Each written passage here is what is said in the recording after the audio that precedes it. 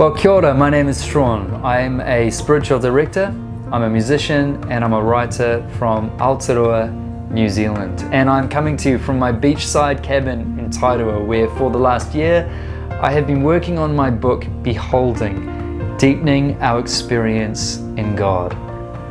Beholding is a book about prayer, but not as you know it.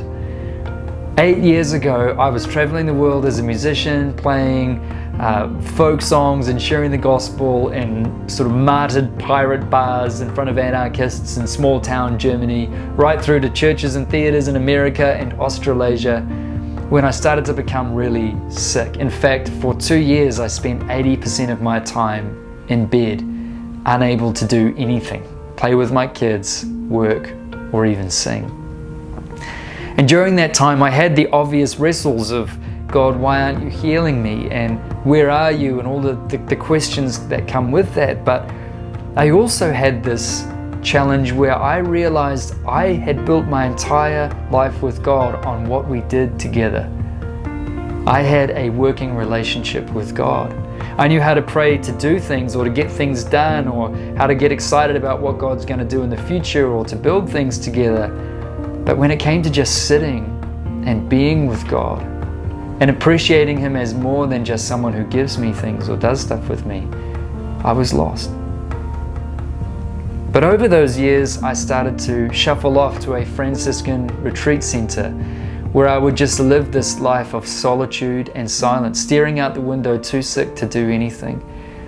And as I just learned to exist, I developed this whole new way of being and seeing God, and peace rose to the surface and love rose to the surface, and suddenly I began to be transformed. I moved from a working relationship with God to a friendship. Beholding is a book about that story. It's a book about your story. It's an invitation to move from prayer as being conscious mental dialogue to being a God-soaked life. In a noisy and busy and hyper world, beholding is an invitation to live the opposite way. It's an invitation to bring silence and stillness into our souls, to thin out our lives, to become a generation and a people who are a non-anxious presence, first and foremost because we live in and abide with the non-anxious presence. It's about learning to do everything in our lives with God, be it family or chores or the dishes or work. It's about prayer soaking itself into our ordinariness.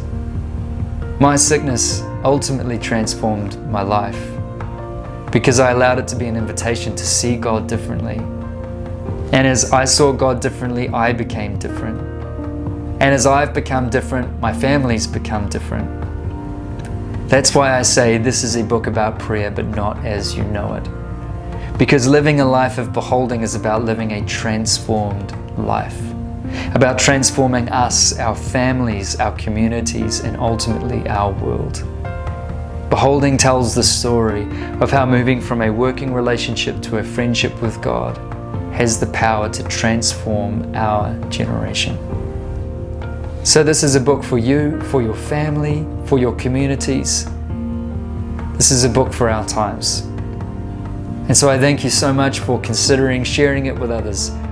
And I hope at the very least it is an encouragement and an inspiration to you that you are loved by God, that you are seen by Him, and that discovering Him and holding Him up before us for the rest of our lives is the adventure we were born for.